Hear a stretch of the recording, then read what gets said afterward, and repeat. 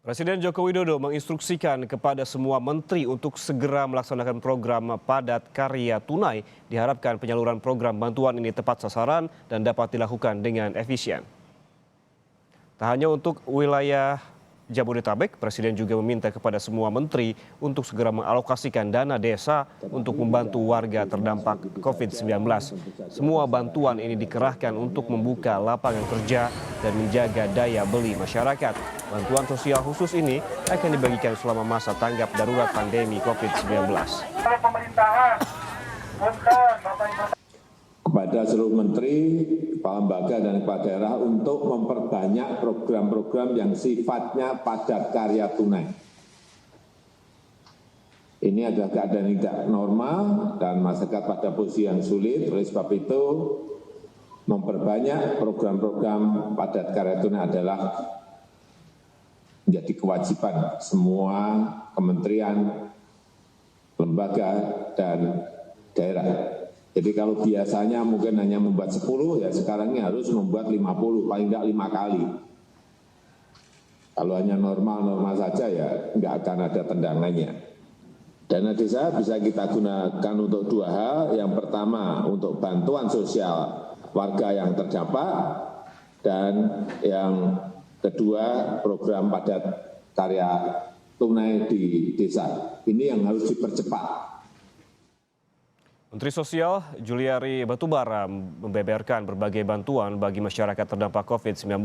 Sambil menunggu bansos khusus dibagikan, pemerintah akan mendistribusikan 200.000 paket sembako senilai Rp200.000 kepada masyarakat di wilayah Jabodetabek. Dimulai pada hari ini di Jakarta, dan selain itu ada pula bantuan langsung tunai atau BLT selama 3 bulan sebesar Rp600.000 per keluarga bagi keluarga yang tidak menerima bantuan bansos lainnya seperti program Keluarga Harapan atau PKH dan bantuan pangan non-tunai atau BPNT. Khusus dari Presiden untuk Jabodetabek yaitu berupa paket sembako dengan nilai Rp600.000 per keluarga. Durasinya 3 bulan dan akan dimulai untuk bulan ini. Kemudian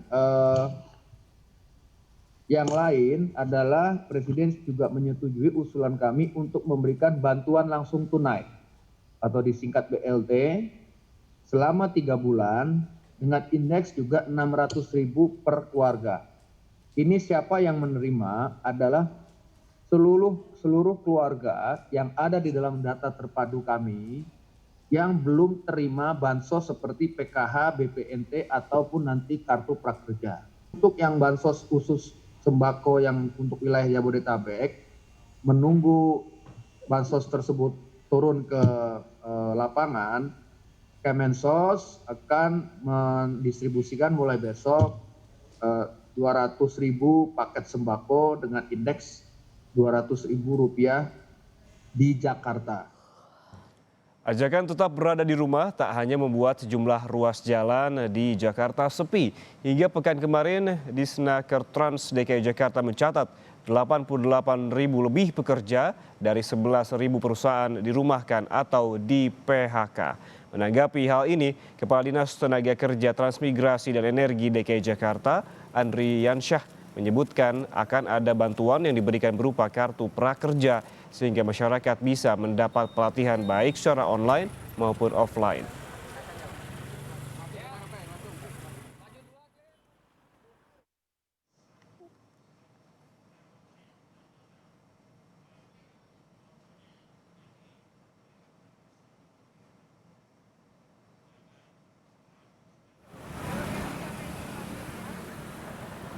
Di Jakarta.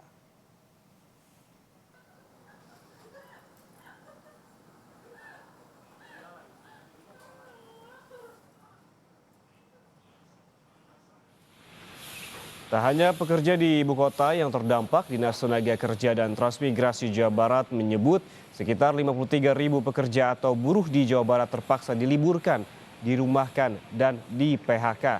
Data pekerja dan juga buruh terdiri dari 1.476 perusahaan yang tersebar di 27 kabupaten dan kota di Jawa Barat.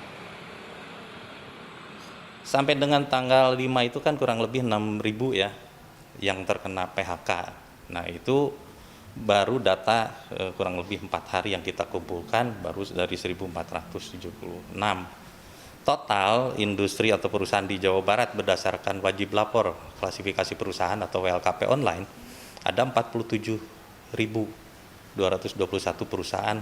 Sehingga kami berharap kartu prakerja ini tidak untuk pelatihan tetapi untuk kelangsungan hidup. Menjamin kelangsungan hidup sementara perusahaan juga akan terbantu.